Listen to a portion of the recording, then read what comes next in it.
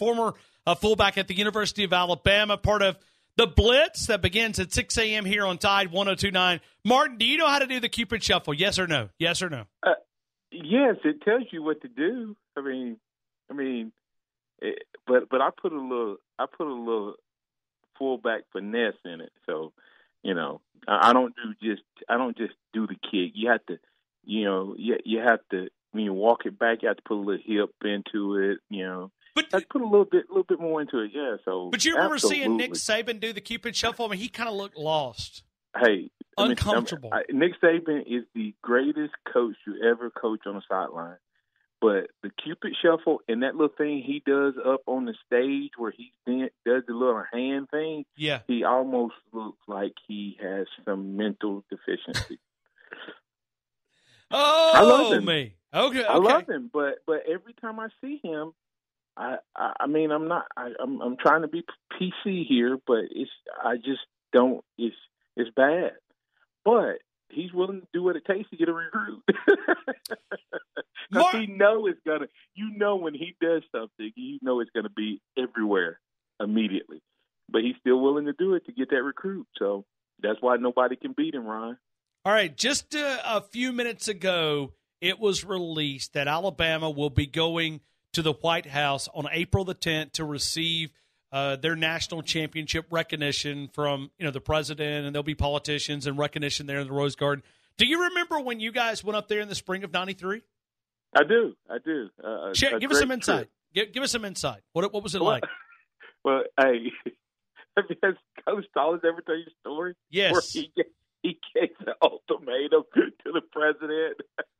Well, that's probably the greatest memory of it all, right? But were you guys aware of that though? Were you aware that Coach Stallings did that, or was that later? We didn't. I didn't know that he had done that, but I knew he was getting. You could read him, and we knew something was wrong, and we knew he was getting frustrated. But I didn't know that he had. I didn't know. Some of the other guys may have. I didn't know he had made that ultimatum till much later. Yeah, and for those who have not heard the story, I'll share it once again. The security detail came out, and they were telling them that the Bill Clinton at the time was running late. And according to Coach Stallings, he is notorious for running late. He always runs late. And the question came up. He said, "You tell the president that he's got 10 minutes to get out here and congratulate my team, or we're going to load the plane and we're going back to Tuscaloosa." And the security guy looked at him and said, "Are you serious?" He said, "Yes, I am. And the only difference is now you have 9 minutes instead of 10. That's right. Oh, God, I forgot. Yes, that would be one of the greatest. But, Ryan, just, for me, being, from Central Alabama, the whole thing, just the fact that you're walking in our nation's capital, you're an invited guest to the White House. It's special to be invited to anyone's home, no matter what their level is. But to be invited to be in the White House, the place where the greatest country in the world, where decisions are being made in terms of the person who leads the greatest country in the world, was pretty cool. Whether you agreed with, whether I agreed with, the president or not. And I hate it for the people who have politicized this so much that they miss that opportunity and don't get that experience. And I hope none of these young men fall into that trap. Let's get in the conversation here, Martin. We know basketball is the center of conversation for a lot of us, but playing the game of football, spring practice opening up, what's the biggest question? Because I know you did this on your show in Tuscaloosa here on Tide 102.9 just a couple of days ago. The biggest question, what is the biggest question you have going into spring practice coming up next Tuesday? Well, to me, for a team to be coming off of a championship and not having lost as many people as you would think, they just lost them in such key positions. The obvious question, I think, in terms of what people want to talk about, Ryan, is going to be that quarterback competition, and you and I are going to talk about that. But for me personally, I think football starts in the offensive line, defensive line. And to me, the center of both of those are where the question marks reside. Center on the offensive side of the ball, who are they going to put there? Can they handle the leadership? Can they build? That center brings that chemistry and cohesiveness to the unit. And we've had a guy there for 2 years that has done that better than anyone because he had so much pride in this university. That's one question. And then Daron Payne, I think he is going to be missed more than we ever know if we don't find someone. And I think the Kuligowski hire was about the fact that we may not have that dominant defensive line, Ryan. This was a guy who coached at Missouri where they never had the 4- and 5-star guys, but somehow, someway, his defensive line, defensive pass rush guys were always amongst the best in the SEC. So I think Nick Saban, got a really good coach, a good recruiter, as well as a guy who can take some of these bodies and athletes that we have and replace Daron Payne. But those two positions are probably, of course, everybody's going to say about this, the DBs and all of that. And there's so many, like I said, so many questions. But to me, that's where football starts. And if we don't get those taken care of, I don't care how good your DBs are. If you don't have a defensive line that in a front seven that can get pressure, you can have the best DBs in the world. If the quarterback can run around for 5 seconds and complete a pass, it won't matter. All right, so I made the comment that I don't think that there's a quarterback competition, okay? Come on, man. That's what I said. I said earlier, I think this is – listen, you think about Nick Saban. He always talks about taking the bull by the horns, right? Is there a better example of taking the bull by the horns than Tua Tagovailoa did in a national championship game with his team down? Martin, I don't think there's no competition, man. No competition. Ryan, we as people are notorious for only judging based on the final results. Okay? We are. I agree with you. We are. We're really, really bad on the final results. Jalen made a run in 2016 that would have been as publicized and as great a moment as Tua's had our defense came up and stopped them. Would you agree that would have been the painting? It would have been 32-yard scramble. Yep, using his legs, which is his strength, winning his team, catapulting his team to a national title. First time a true freshman would have done that, right? So everything would have been the same, and the offseason would have been different. And people can say what they want. Offseason would have been different. He went from the greatest to the worst in 1 second, literally 1 second. Tua, on the other hand, made an absolute awesome play. And do not get me wrong. I think Tua is a special talent, arm talent. But there's more than just arm talent. Because if you go back, and I don't think people do this because of the result. But let's go back, Ryan. He was one great run, and it took his legs. To me, everybody talks about his arm. It was his legs that catapulted him to the player we're talking about. He doesn't make that run. His performance was no different than Jalen after 2 series.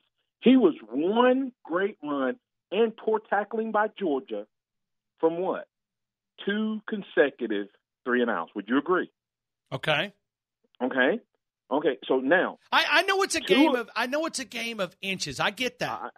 Let me come okay. on now. You all right. and said there's no competition, right? I don't think there is. I didn't say that. You said that. I said there's no competition.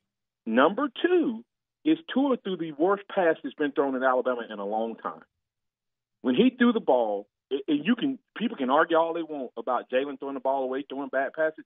Tua threw a pass when 3 receivers were in one area and not one of them was looking at him.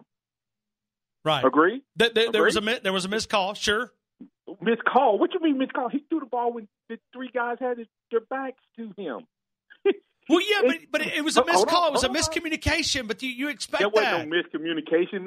Those dudes were blocking because they thought he was going to run the ball. And maybe they thought he was going to run it because that's what Jalen did when he pulled it down. I don't know. But either way, when he let the ball go, no receiver was looking at him. They were all blocking. How we didn't get a pass interference called, I don't know. but that was an interception. Now, at that moment, Raekwon Davis saved Tua's fate. Would you agree with that? Raekwon Davis with the interception, okay? Yes. Because if they go down and score right there, I don't know why they were passing the ball. They could have ran the ball. They could have done anything. But they do a pass. We intercepted it.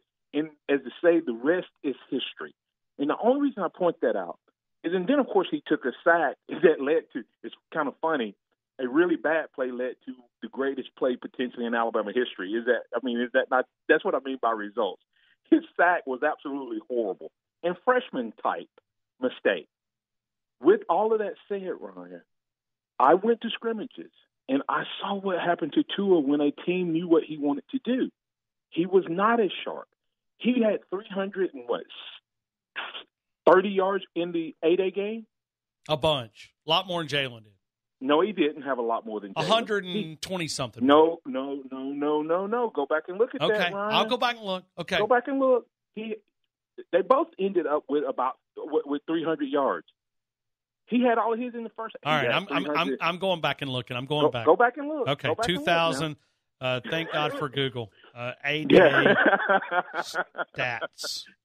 But here's the point. He had 330 yards in the first, 315 in the first half. But there was no blitz. Yeah, but Nick Saban called the dogs off because he didn't want Jalen. No, there was no calling the dogs he didn't want Tua to embarrass his starting quarterback. They blitzed him in the second half. They put him in with the first group in the second half, and he didn't respond. Now, I give it to you. There was tremendous growth from the spring, Ryan. But once again, I saw things that you know, and I've talked about it at lunch, Ryan. Okay, I've never said it on the air. And I'm not going to say it all on the air now. But you know that there's things I told you that when they pressured him, when they knew what to do, I would not rush Tua. I would muddle rush him and get my arms up. His height could be a liability. Now, because you're not going to sack him anyway. He's going to pre-read it, get it out before you know it. With all of that said, Ryan, Tua, to me, you said something. You said, take the bull by the horn. I believe that Tua did everything he could have done to snatch this job away from Jalen. I mean, there's not anything. You couldn't ask for a better situation. But to say that there's no competition would be crazy for two reasons. Number one, whoever's out front, if Tua's out front, I want Jalen chasing him because I want Tua getting better. If Jalen's out front, I want Tua chasing him so he gets better.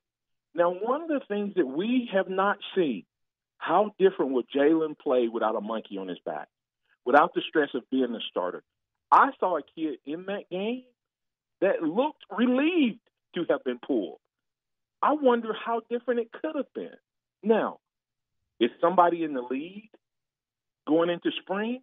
I would say if you look at it based on where you want to go, if you want to have a pass-oriented offense and you're going to go 50-50 or 55-40 or 60-40 pass to run, there's a competition, but there's a clear leader who is about to lap the competition in Tua.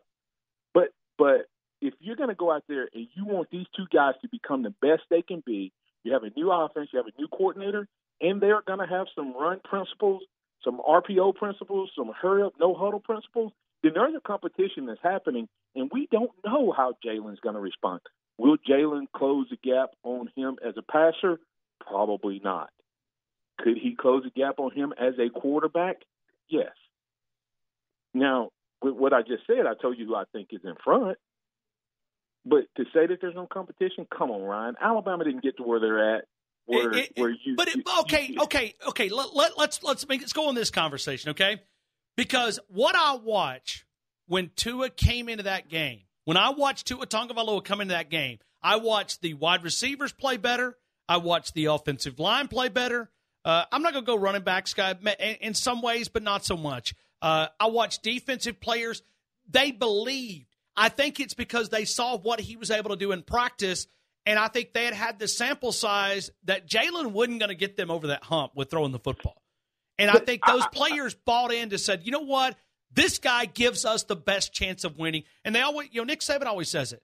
The team picks the quarterback. I think they picked their quarterback. I think they picked who they want to be the guy. Does Jalen have a chance? He has a chance, but I also have a chance to fly an airplane at some point in my life. Ryan, what did we say when Jalen came in? We had Jalen win the Heisman. You guys forget what y'all said 2 years ago.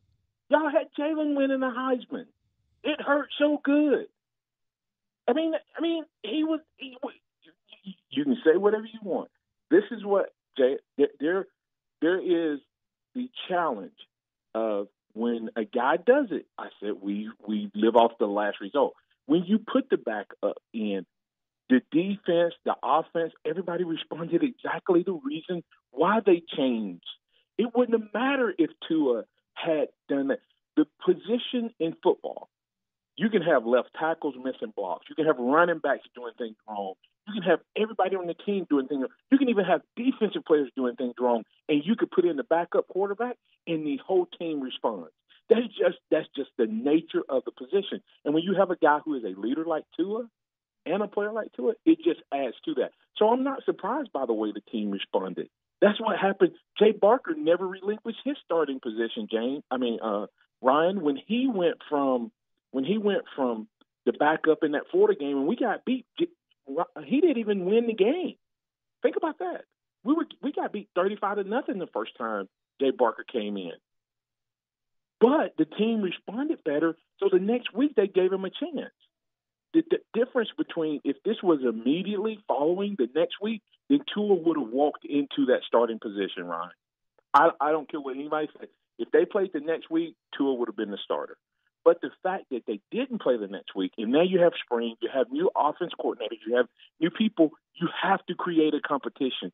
If you give a 19-year-old, I don't care how humble he is, I don't care how great a person he is, if you give it to him and you don't make him fight, he doesn't become the best he can be, and he may not be as good as he once was. How many times have we seen people have greatness, look like they have greatness, but they don't know how to work once they reach it? Sometimes they're like the dog who chases the car. They get it, and then it begins to control them. And I don't think that's Martin, the way Tua is. at least agree with me. Okay, remove Tua just for a minute. Okay, just remove Tua. Let's put Tua here on the side. Jalen struggles to throw the football. He's consistently inconsistent. Is that fair? Am I being fair? I would say that's the way he ended his career, and I would say he got worse from the first time we saw him play. 100%. You and I are dead on it. Yep. To now. Yes, 100% agree. So my question to you, Ryan, is how much can Dan Enos help him? How much upside does Jalen have? But he didn't have the quarterback magic dust. He didn't have like the dust that he can sprinkle his arm. But Ryan, go back to what Jalen was doing when he first got here. If he grows from there, the gap between him and Tua closes some. And I'm telling you, it's all based on what they decide to do. And I've said this on my show. I believe the gap between Tua's arm and Jalen's arm is far greater than the gap between Jalen's legs and Tua's legs. So when I say that, that means that I believe that Tua will win the job if he can handle everything. When I was talking about this, somebody who is a Tua fan said, Martin, can Tua take a hit? I said, I don't know. He said, can he take the hit that Jalen took against Ole Miss? I said, I don't know. What happens when someone – Ryan, what happened? Jalen was dominating the SEC until somebody figured out a recipe. And they didn't adjust. And they didn't adjust. Who did? The defensive coordinators. The defensive at LSU. One person, LSU. Dave Aranda. Dave Aranda solved Jalen Hurts, and it gave everybody the recipe how to beat him. Sure. And what have we done different with Jalen since that time? Nothing. We still do the same thing. So my question is, Ryan, if a kid rolls to the right every time, why do you have routes? Why are you wasting 3 routes to his left side? Why don't you design routes that flash in front of his face? Why don't you send the tight end? Somebody should have been in the middle of the field right in front of Jalen every play. There should have been 2 guys stacked at least, if not 3. Why would you not bring Ridley across the field late on a route? You adjust to – now, with Tua, you don't have to worry about that. So I'm not saying, but what I'm telling you, Ryan, is Tua has not had an opportunity to be scouted, to be you don't know what they're going to do to come up with. Now, do I think it's going to be difficult to stop Tua? Absolutely. I think Tua may be the greatest quarterback to ever play at Alabama. That's how good I think his potential is, if he does everything he's supposed to. But what if he regresses some? Because Jalen regressed. To me, Jalen regressed for a year and a half. Jalen went backwards all from I'm LSU. saying, and I got to go to break here, and I'll let you have the final word. But all I'm saying is, if we've got this sample size of Jalen Hurts, I think we know who he is. I disagree with that. Okay, but I mean, we have 28 games. We know who Jalen Hurts is. We've only seen a small sample size of Tua Tagovailoa, and he was elite. I'm just saying. I mean, we'll have to get on this. You're saying you know who. I don't think we know who Jalen is. I think Jalen has a quarterback coach. I think had Kiffin stayed here, Jalen would have been a better player this year if they released him. Saban himself said we held him back and we limited him. And I don't think they ever broke that, and Dable didn't break it. And you're right, Tua is elite, Ryan. But we're not saying who's the elite quarterback. Your words were there's no competition. That's where I disagree with you. Yeah. I mean, it would be like you and I competing in something that you're 10 times better than I am. I mean, Ryan, who is it? I'm gonna hang up after this. Here's your guy. Ask Marquise behind the glass when you get off the phone. Well, he's busy. He's answered phones because you've lit up the whole entire phone system. The consensus first pick of the draft was Trey Young from Oklahoma. Okay. Till someone defensed him. Okay. And Alabama showed what to do to stop him.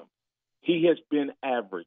And all I'm saying is we've seen somebody figure out Jalen, and there was no adjustment made to that to help him. Can somebody figure out Tua? Possibly, probably not. But competition doesn't mean that there's not a clear leader. Do I think that Tua, if you held me and put a gun to my head and said, who's going to be the quarterback? Tua.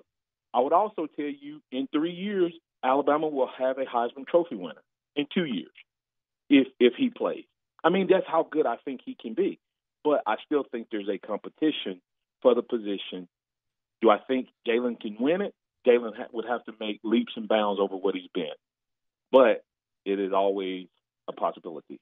I hate not hearing the competition because I was behind an elite player for 3 years, and we fought every day. And the only thing it did for 3 years was I got better and he got better.